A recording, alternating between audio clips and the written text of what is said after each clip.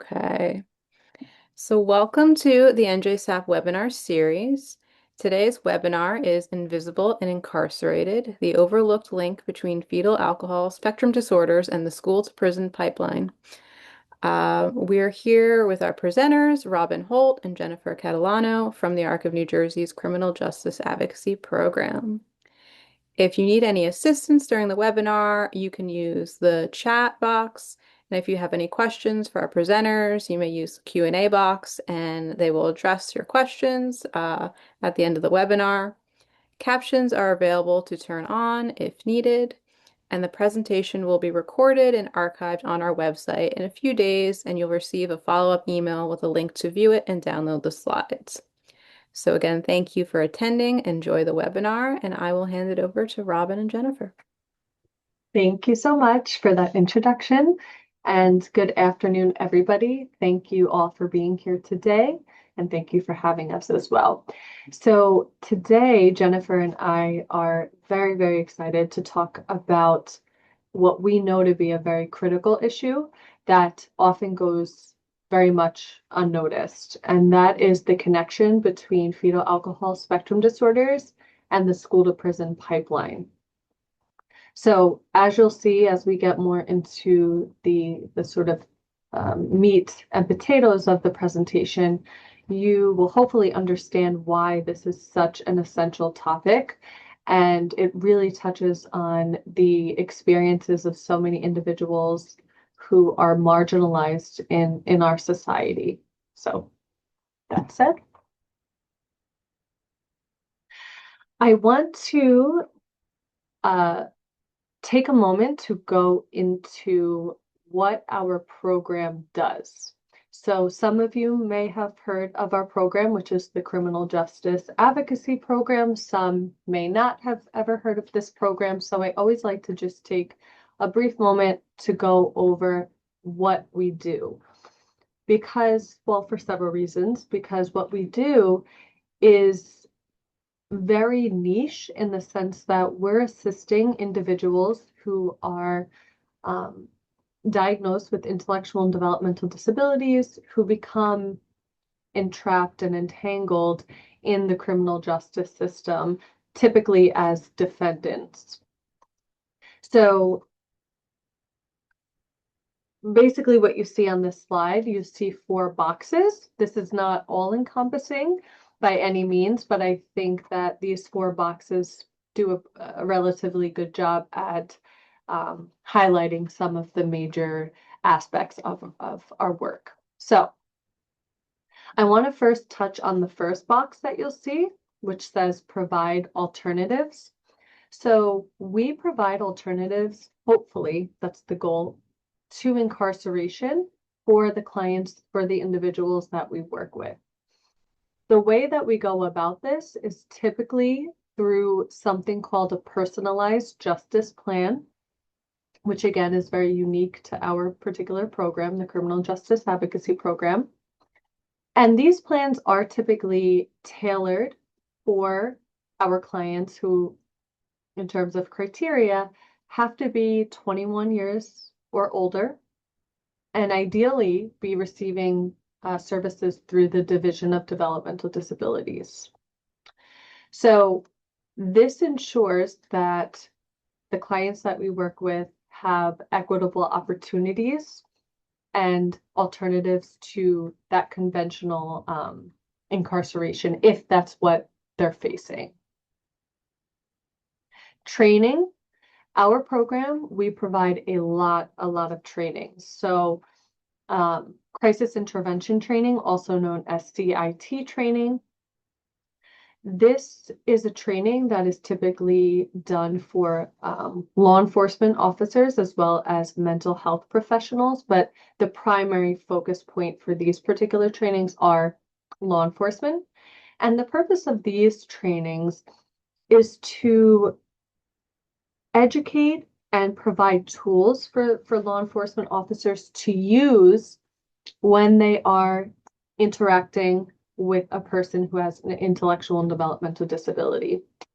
So without going into this too much in depth, what I will say is our presentation encompasses a lot of different um, topics. We first start in terms of diagnoses. You know, what is an IDD? What does that consist of? So we'll go through autism, go through fetal alcohol spectrum disorder, we'll go through intellectual disability, just so they get the names and the senses of what these diagnoses are. And from that point is where we go into certain things like de-escalation techniques, um, identification. How do you even know? How can you tell that you're possibly interacting with a person who has a IDD? Um, you know, so on and so forth. There's a lot of different directions that these trainings go, but it's extremely important. I mean, we all see what's going on in the news, and you know, the horrible things that go on in this day and age when it comes to persons with mental health and IDDs. So we try our best to educate and provide information to law enforcement who are working, of course, on the streets with these individuals. Support and advocacy. So that is sort of the name of the game for our program, hence the advocacy portion in our program's name. We truly, truly believe and emphasize the importance of advocacy. Now, I must tell you that we do not provide legal assistance or advice.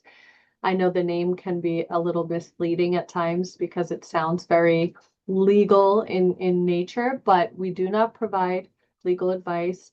Our team is primarily, well, it's only 3 people, but it's made of 2 social workers and 1 individual, Jennifer, sorry, me, who is currently pursuing her doctorate degree. So I say all that to say we're not attorneys, but we do, again, believe in advocacy. So we advocate from start to finish for our clients and with our clients.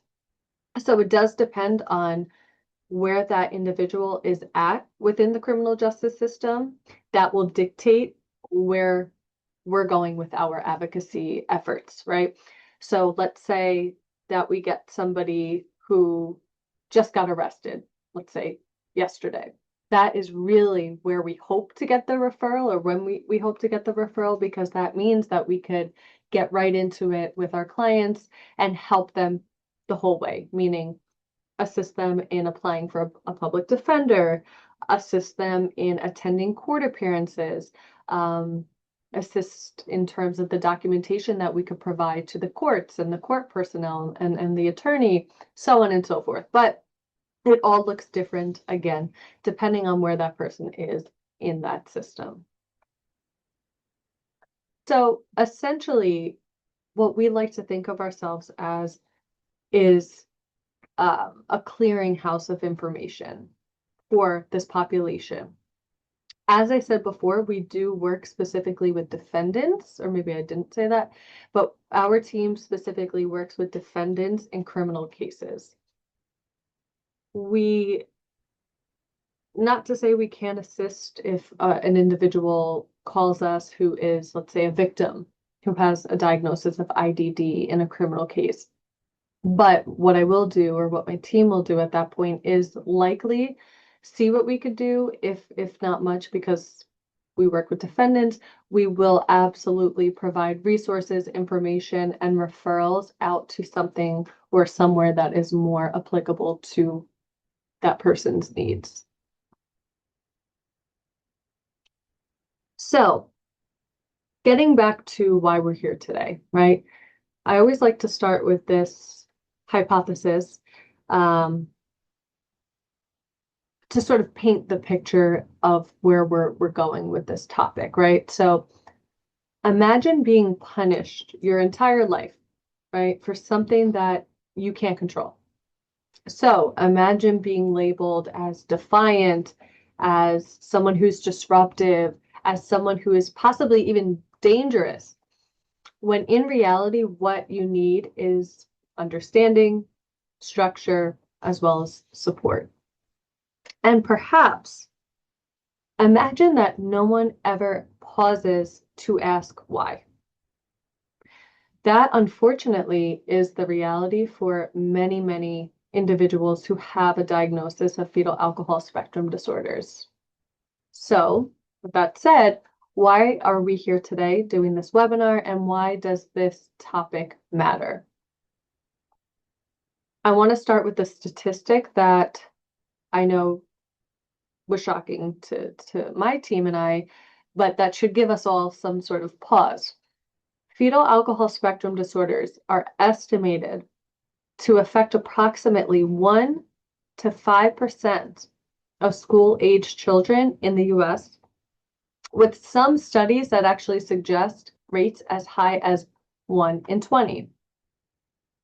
So in a typical classroom, that could mean 1, 2, or even more children who are navigating the world with this particular brain-based disability that is often entirely invisible and profoundly, and I'll use that word again, profoundly misunderstood.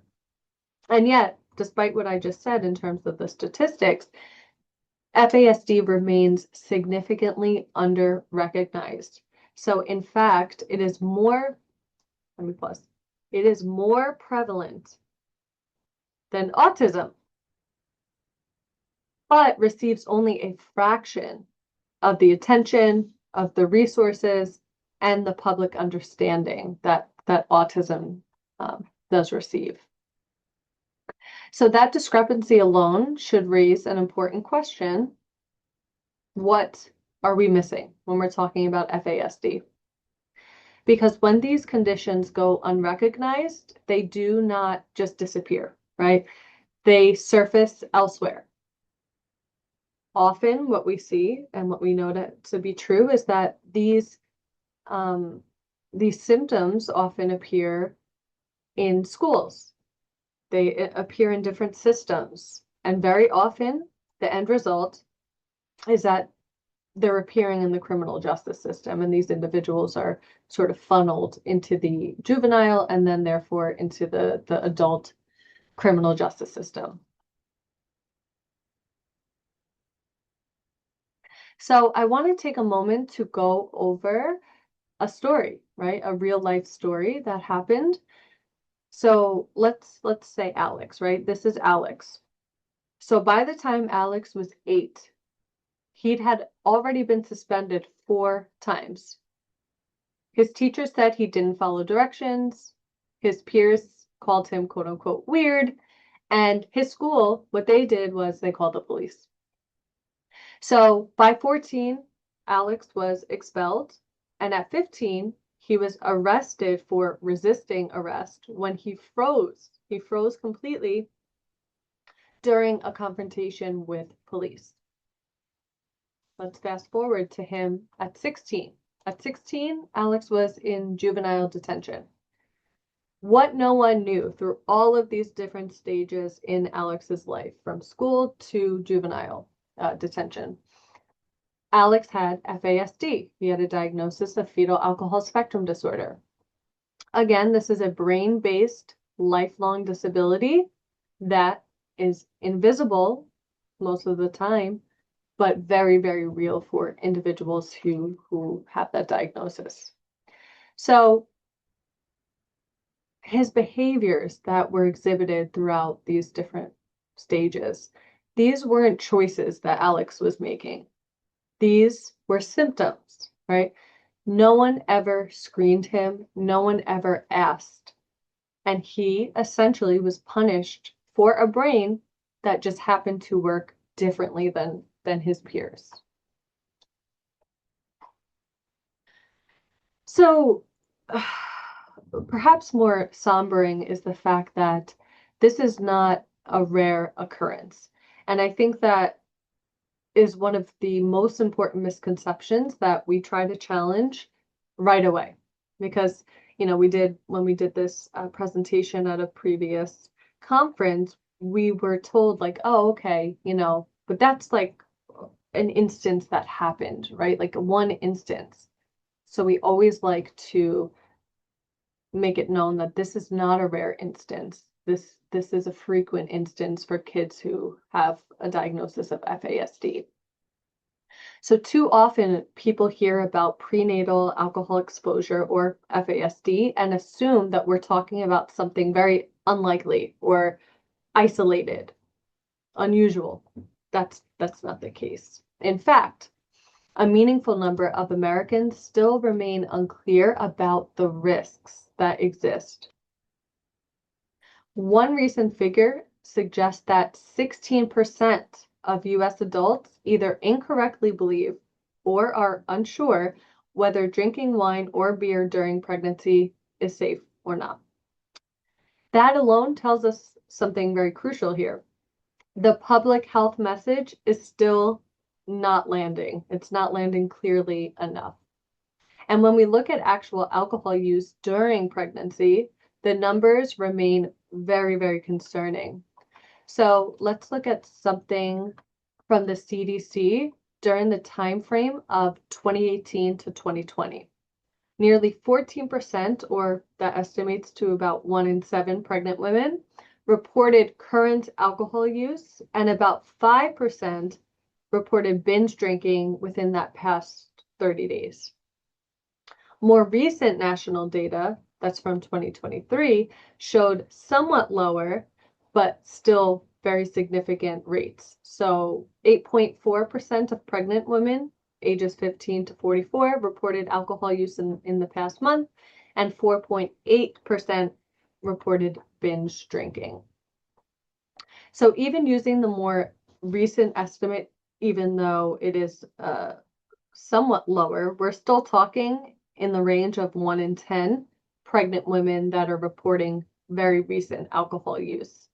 And really, when we're looking at that statistic, that really is considered a major public health issue. So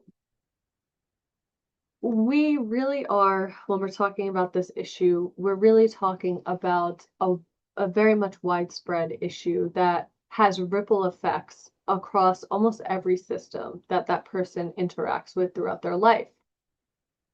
Healthcare, education, family systems, and then where we're coming from in terms of our perspective, the justice system.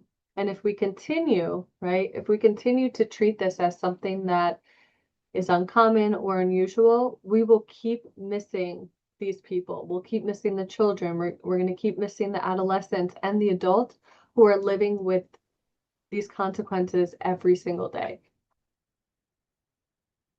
So this right here, this diagram that you're looking at, this is extremely, extremely enlightening / important when we're talking about FASD. So I want to talk about one of the most powerful and at the same time, one of the most painful reasons that FASD is so overlooked, so misdiagnosed, and sometimes missed entirely. And it all comes down to this one keyword, stigma, right at the top. So as mentioned, FASD, this is a brain-based lifelong disability. What causes it is prenatal alcohol exposure. But what makes it especially complicated is this. The very systems and professionals who are supposed to identify and then therefore respond appropriately. So we're talking about physicians, we're talking about educators, social workers, clinicians. They're not immune from the same harmful narratives that exist out in broader culture about FASD. And that does matter because stigma does not just shape opinions, it also shapes diagnosis, and it shapes disclosure about the diagnosis. It shapes policy regarding this diagnosis. And ultimately, down the line, it shapes the outcomes that exist for a person who has FASD. So getting into the stigma more specifically, researchers who have studied FASD particularly, they've identified 4 interconnected forms of stigma that surround FASD. So I want to divert your attention to the center of this diagram. There you will see the word public stigma.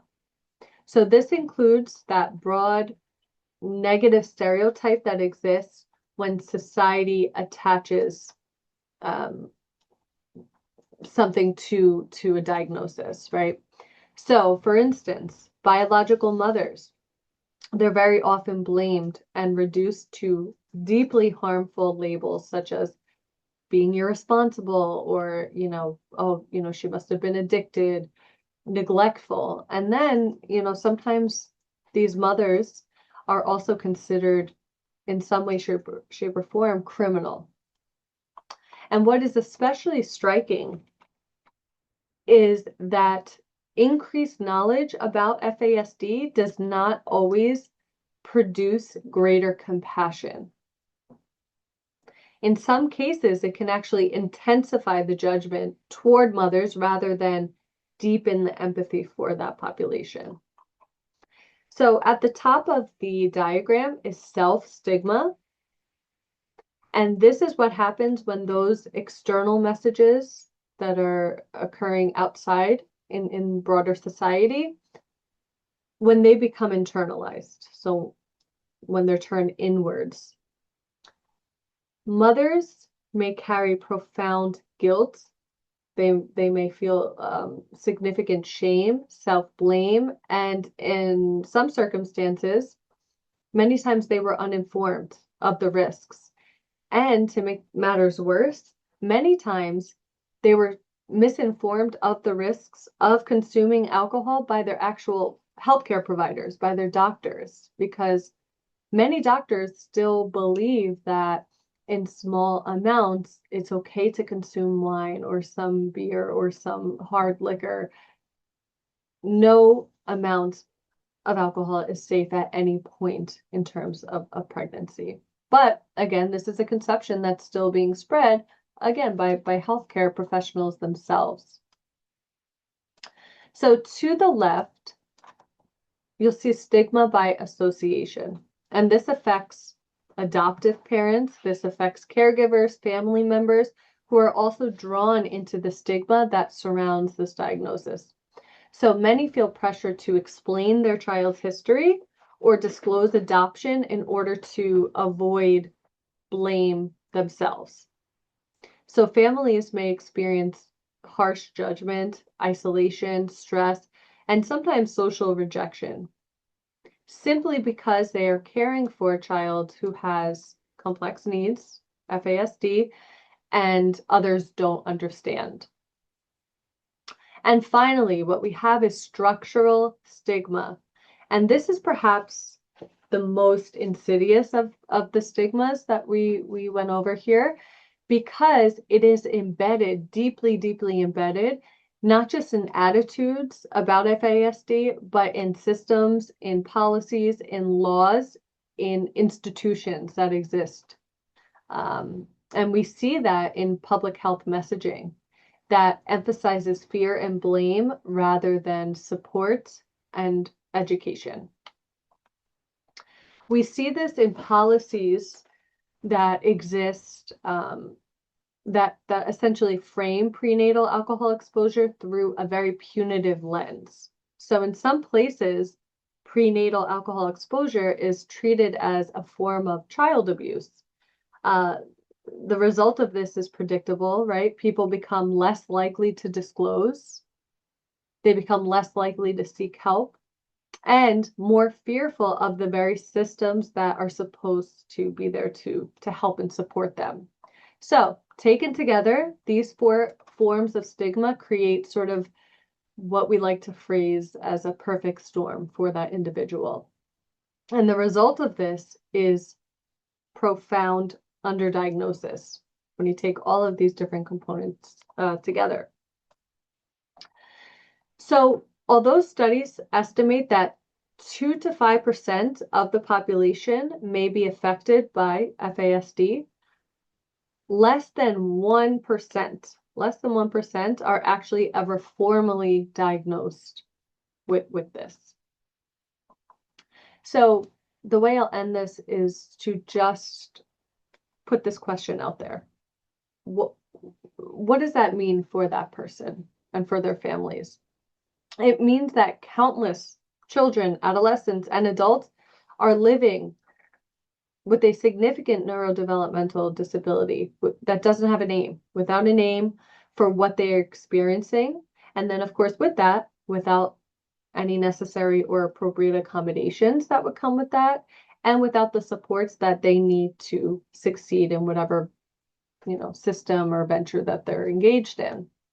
And then when there's no diagnosis, behavior tends to get misread. So difficulty with impulse control, this becomes, oh, this person is defiant. Trouble with memory becomes, oh, this person is non-compliant. They're not answering. They're not giving us what we're looking for.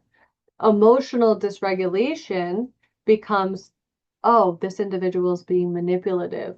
And social misunderstanding becomes misconduct in the bigger picture. So, needless to say, to sum everything up here, instead of supports, individuals often receive punishment, which is extremely, extremely unfortunate and sad. The last piece of this, to tie it back to sort of the school piece, is that these individuals are disciplined in school for these behaviors rather than evaluated or being assessed. They are excluded by their peers rather than understood. They are mislabeled by clinicians rather than them trying to accurately diagnose. And in far too many cases, they are pulled into the juvenile or the criminal justice system that, unfortunately, which we know all too well, interpret disability-related behavior as intentional wrongdoing, purposeful wrongdoing. And this is the real cost of the stigma that I just spoke about. So in this next section, we're going to go into the specifics of the actual diagnosis and the reasons why this diagnosis is often termed the invisible disability. So before we could fully understand the consequences of fetal alcohol spectrum disorder, we have to begin with a more basic question, as in, what is it? I know I said many times that it's a brain-based disorder, but to go a little bit more in depth, FASD refers to the range of effects that can occur when a person is exposed to alcohol before birth. These effects can impact both that person's brain as well as their entire body, and they represent a lifelong disability. FASD is not a phase for that person. It's not something that that child could just grow out of. It is a lifelong neurodevelopmental condition and affects every aspect of a person, how they think, how they feel, how they learn, how they communicate, and how they essentially function in their everyday life. So individuals with FASD may need support in various areas depending on the type, the subtype of the diagnosis, as well as just their personal needs. But some of the needs might be with motor skills. It might be with some aspect of their physical health, memory, learning, their communication needs, as well as emotion regulation. And I guess the last piece really would also be social interactions, because that could be affected too. And because these challenges often affect daily functioning in ways that are not often immediately obvious, this also leads to that misunderstanding that exists as well when we're talking about FASD. But here's what is equally important to remember. There is no single FASD quote unquote profile, just like with any other intellectual and developmental disability, or anyone in general, any single person. There's no individuals that present with the same exact outward presentation or inward presentation of the diagnosis. So you may hear the term FAS, which I think is something that's very common. You may have heard of that. That is fetal alcohol syndrome. So that term was actually first introduced in 1973 to describe a more specific pattern of birth defects that were associated with prenatal alcohol exposure. But as science evolved, it became clear that prenatal alcohol exposure can lead to a much, much wider range of outcomes that was then that was originally captured in that original diagnosis of the FAS.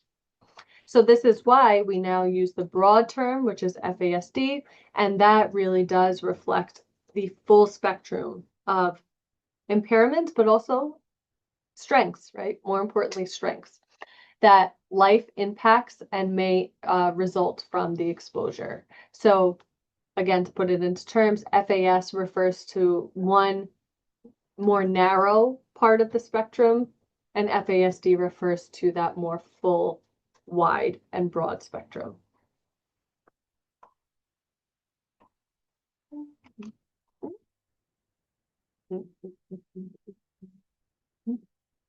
Okay, so I gotta get going a little, right? Okay. I tend to talk a lot. Now that we understand FASD as a spectrum, because I differentiated that in the previous slide, we need to pause and ask a more practical question. What does that spectrum actually look like in real life? How does that translate into what we see exhibited in an everyday type of situation? Because one of the greatest barriers to identifying fetal alcohol spectrum disorder is this. It does not present in one clear and predictable way for these individuals. Instead, it exists across multiple subtypes, like I mentioned before. So very quickly, we're just going to review the subtypes very, very quickly. FAS, this is what I just mentioned. This is typically associated with 3 hallmark features of the diagnosis. This is one of the 2 that may have some physical characteristics that a person, let's say a physician, may look at and say, oh, okay, these are telltale signs of FAS, right? But also with that, they might experience central nervous system damage and some growth deficiencies. And like I said before, some of those facial differences in terms of the characteristics. Let's go to partial fetal alcohol syndrome, which is also known as PFAS. These individuals may show some, but not all of those physical characteristics that are associated with FAS. They may not have those growth delays, and they may not necessarily fit the expected visual profile, but make no mistake, you know, this is still a very real subtype of FASD. So then we come to one of the more commonly overlooked presentations of this diagnosis, and this is alcohol-related neurodevelopmental disorder, also known as ARND. And this is where FASD becomes almost entirely invisible. No telltale, quote unquote, telltale characteristics physically. Yet, many of the other symptoms still exist. Issues with impulse control, issues with memory, attention, judgment, executive functioning, that's a big one as well. When we look at ARND individuals, these are the individuals who are very, very often mislabeled as having ADHD, oppositional defiant disorder, or even some sort of mood disorder like bipolar.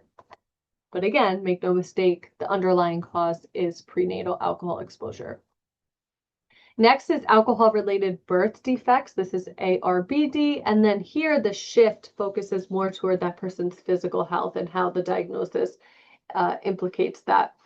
This may include abnormalities involving that individual's heart, their kidneys, bones, or sometimes even their hearing. Last but not least, NDPAE,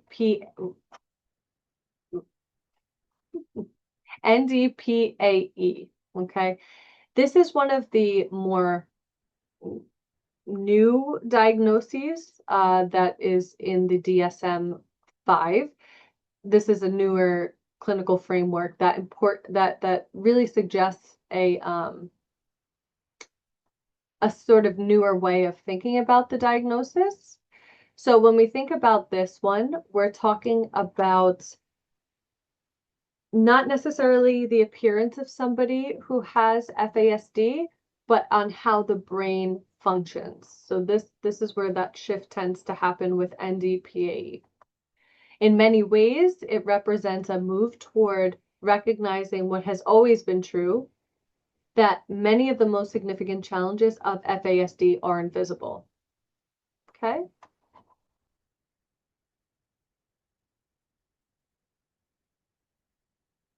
Executive functioning. I know I had mentioned that and said it's very important.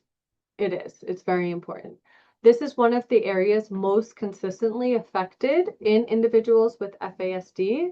This is a very critical concept because what executive functioning is essentially what allows us to manage our lives in the way that systems are programmed and that they expect us to.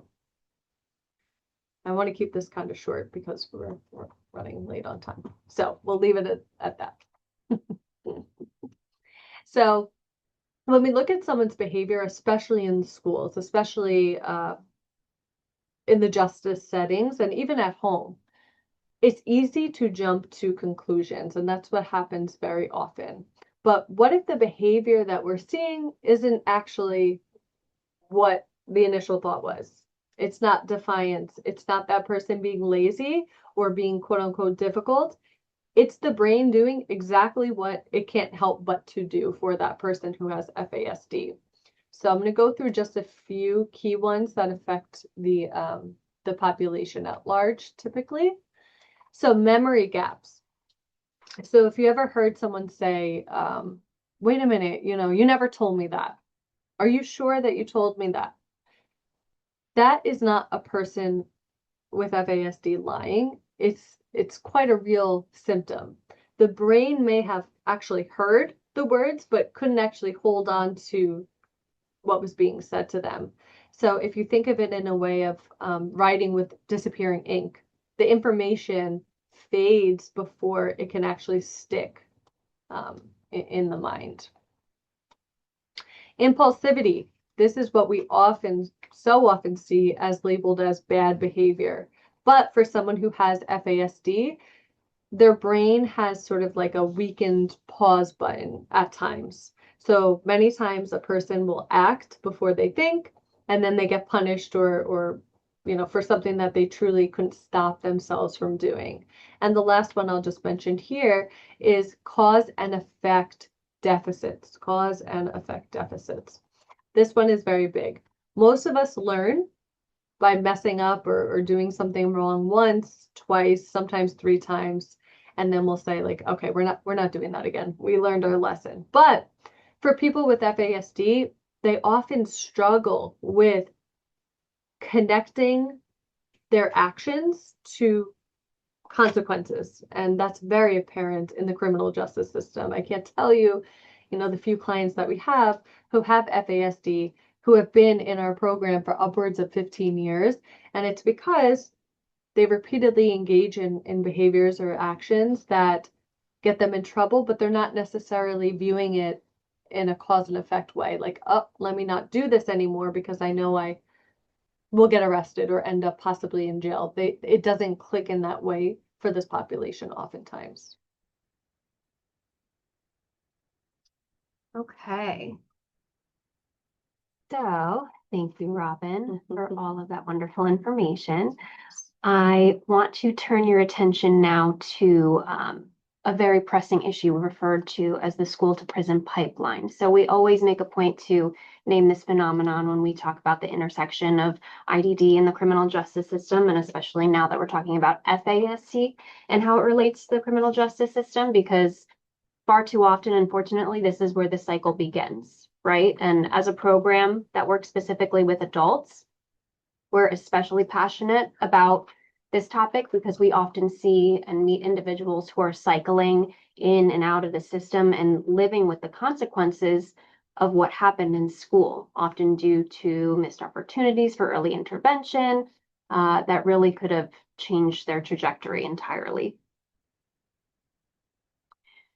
So what exactly is the school to prison pipeline? Now, Robyn can probably attest to this. I can talk for hours about this topic, but for the sake of today, I will just go through the basics with you. So the school to prison pipeline, as it says, is a pattern we see not only here, across the United States, but worldwide, unfortunately, where school discipline and larger systemic inequalities essentially work together to push certain students out of the classroom and into the justice system, often very long term and well into adulthood. So essentially, instead of getting the support that these students need when they're struggling, they're more likely to be punished, to be written up, and unfortunately even arrested. And as we'll get to, and you'll see, it doesn't impact everyone equally. It very much disproportionately affects students of color, students with disabilities, youth from low-income families, and also LGBTQ plus students whose behavior is often treated as a threat or as a crime rather than a signal that, hey, maybe someone needs some help. So if we look at how this happens, it usually doesn't start with one, huge catastrophic event. It often starts with different policies and practices that may seem routine, but over time, systemically, they push students further and further out of school. One of the biggest examples of this is what is called zero tolerance policies. So those are those really strict rules where one mistake can, automatically lead to a very harsh consequence and leaves very little room to consider any context. So, regarding a student's age or intent, background, what actually happened in the moment. So instead of asking, what happened here? What does the student need? The response is automatically punishment. Then we go to what are called school resource officers. And these became much more common in schools during the 90s and after the Columbine shooting, largely and understandably, of course, due to the growing concerns for school safety. But what's important to consider is that once police become part of everyday, the everyday school environment, that ultimately changes the way behavior gets handled, right? So things that used to send a student to the principal's office, like an argument or a fight in the hallway, acting out in class, these things can suddenly be treated as a law enforcement matter. So typical adolescent behavior or even behavior that could be linked to stress or trauma or a disability, perhaps, can ultimately be criminalized instead of addressed as a school or a support issue.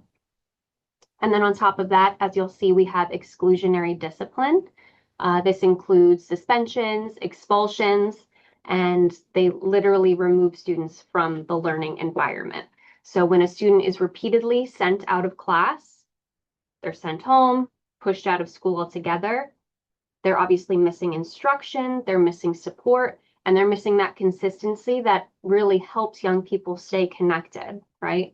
And so the more often that happens, the harder it becomes for them to keep up academically or feel like they belong in school. And so over time, that repeated removal ultimately has real and sad consequences. So students fall behind in their work, their attendance drops, they may start to see school as a place where they're punished rather than supported. They don't want to go. And so they can begin to feel labeled as, a problem child. And then once all of that happens, it becomes even harder for them to re-engage. And that's how academic struggle can really turn into that disengagement. And then that disengagement turns into dropping out. And once a young person is disconnected from their school, their risk of contact with the juvenile justice system increases significantly. So you see how it's this funnel effect. It begins really in the classroom with that harsh discipline. This is where the pipeline really comes into play. So you'll see on the right side of your screen, it starts in the classroom with that really harsh discipline, implicit bias, lack of support services that really hit marginalized students the hardest. And those behaviors that might have at one time meant a conversation with a counselor, trip down to the principal's office, they're now ultimately leading to arrests and court referrals, especially for those students of color and students with disabilities. And then once the court system is involved, of course, their education is inevitably disrupted. And then they're set down this path that's connected more to the justice system than to academic success. And eventually, sadly, I know it sounds dramatic, but this is really what happens. Education ends and incarceration begins. So students who were repeatedly pushed out of school are at a much higher risk of dropping out and then later on being jailed or imprisoned. So when we talk about this phenomenon, it's not just, talking about individual misbehavior, really talking about policies and systems that funnel certain groups of young people away from opportunity, and they're pushed towards punishment. And it's important that we think about how we can interrupt that pipeline, right? Rather than inadvertently continuing to feed into it. So now we have this short video that I think really clearly captures the impact of this issue and breaks it down really well. There's this phrase that you might hear in the news sometimes, the school to prison pipeline. It's shorthand for how schools are funneling students, especially Black students, into the criminal justice system. It started in the 90s when schools responded to fears about crime with zero-tolerance policies, which mandated suspensions and expulsions for certain violations. They also cracked down on little things like talking back or uniform violations. The hope was that it would keep bigger problems from bubbling up.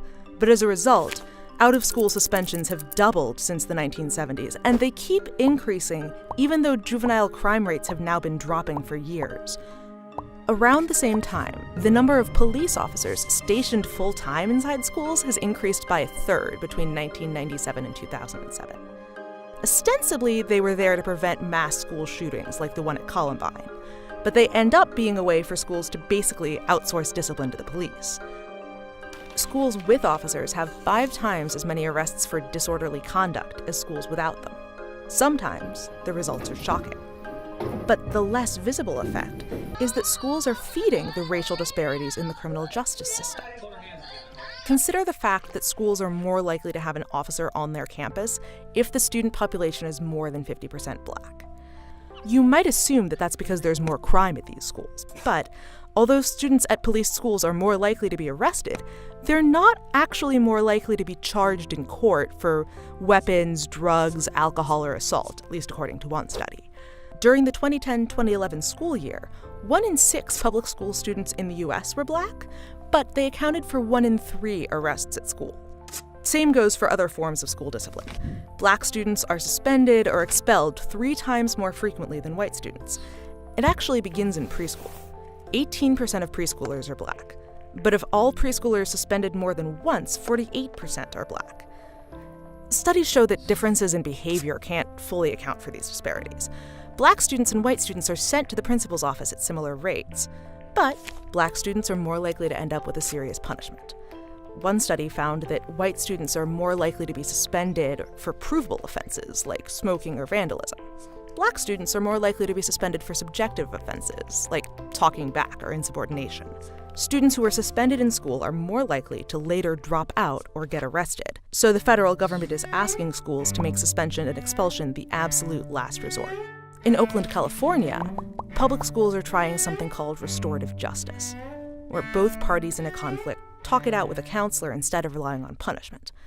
The results are pretty encouraging. In the last 10 years, chronic absenteeism is down, and graduation rates are up in the schools that have tried it. Other cities and districts are also trying new policies.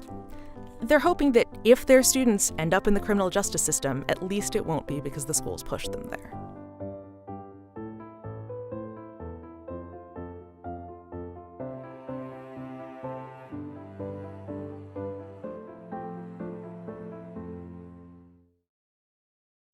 But it's really just a great video that really kind of summarizes the impact and the significance of this phenomenon that I think people really don't realize that this is actually happening. So I want to get into why marginalized communities are so disproportionately affected, and a lot of what I'm going to cover was referenced in the video as well, so I won't get too deep into it.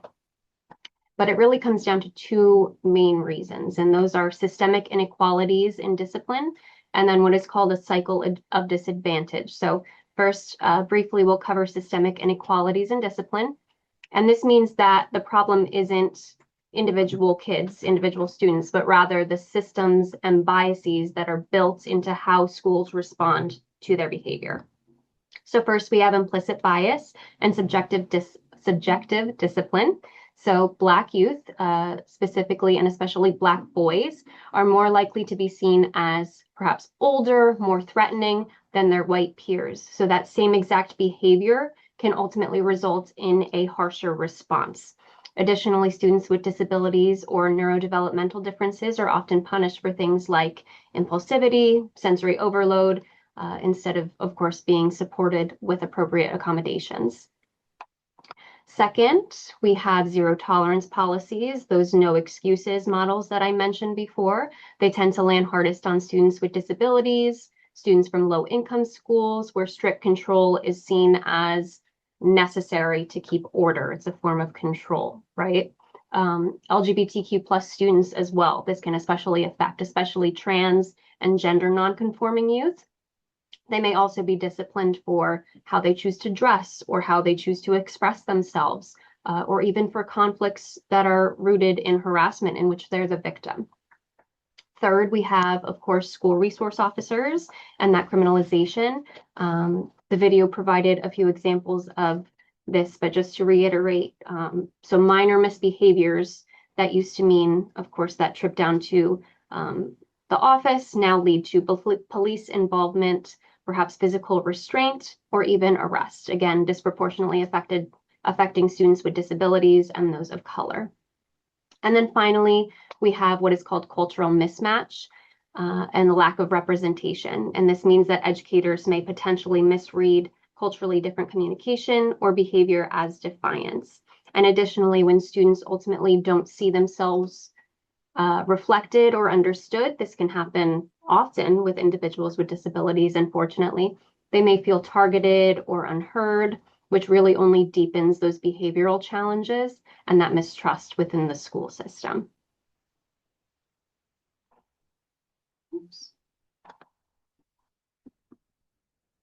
There we go.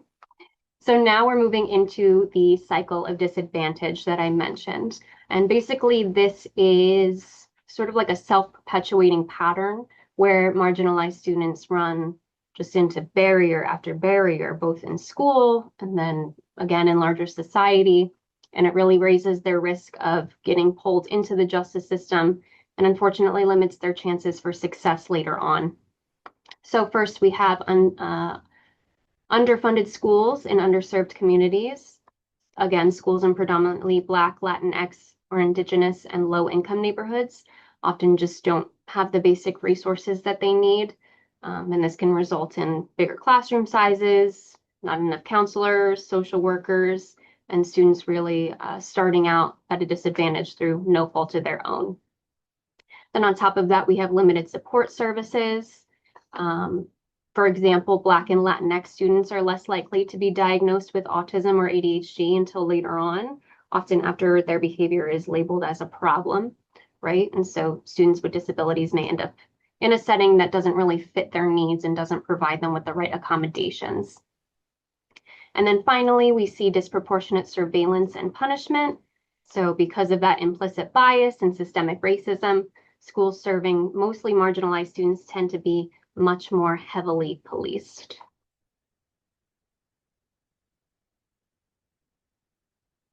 Okay, so now we want to take everything that we learned, everything that Robyn taught us about FASD, and everything we've just learned about the school to prison pipeline.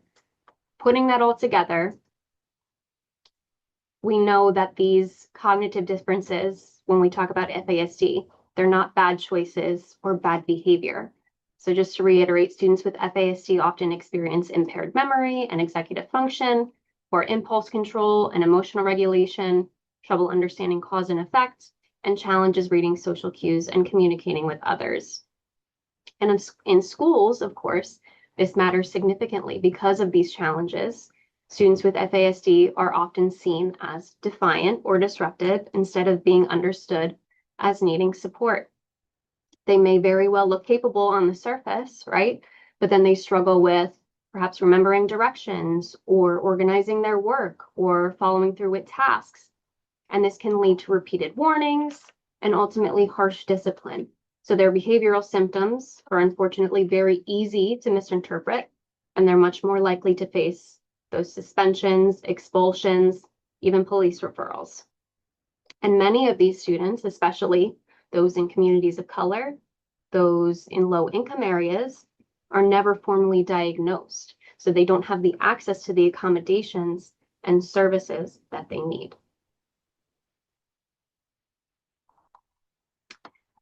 Here, very quickly, just to ground us in the scope of the problem that we see, every day that we work with here at CJAP, we know that FASD is highly prevalent, but of course, under-recognized, even within the IDD population. And so many adults involved in services and ultimately within the justice system may be living with FASD without ever having been accurately identified. As Robyn pointed out earlier, they can be misdiagnosed with ADHD, ODD, even intellectual disability, which means that their needs are incredibly misunderstood and their behavior is misinterpreted through, that wrong lens, resulting in very inappropriate interventions. So when we talk about incarceration, when that happens early on and youth end up cycling through schools, through different systems, and disciplinary responses that don't provide the right supports, over time, that pattern is going to carry on into adulthood.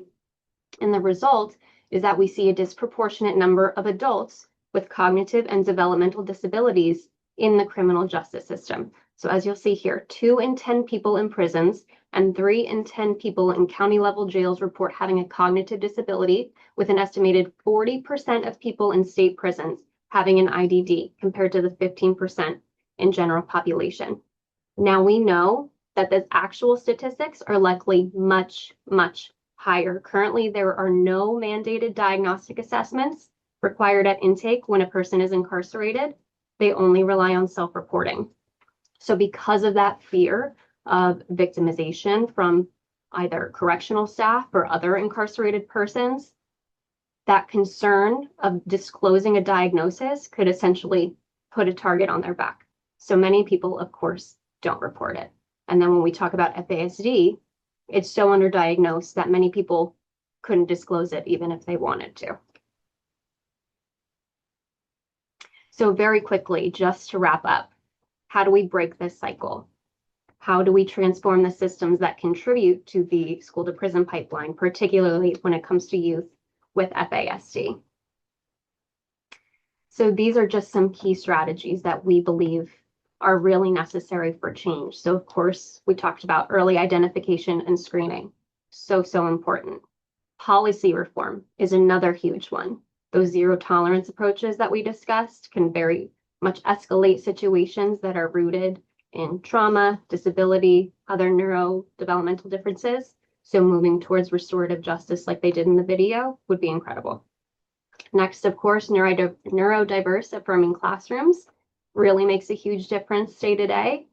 Community collaboration, this is essential. No single system can address this alone.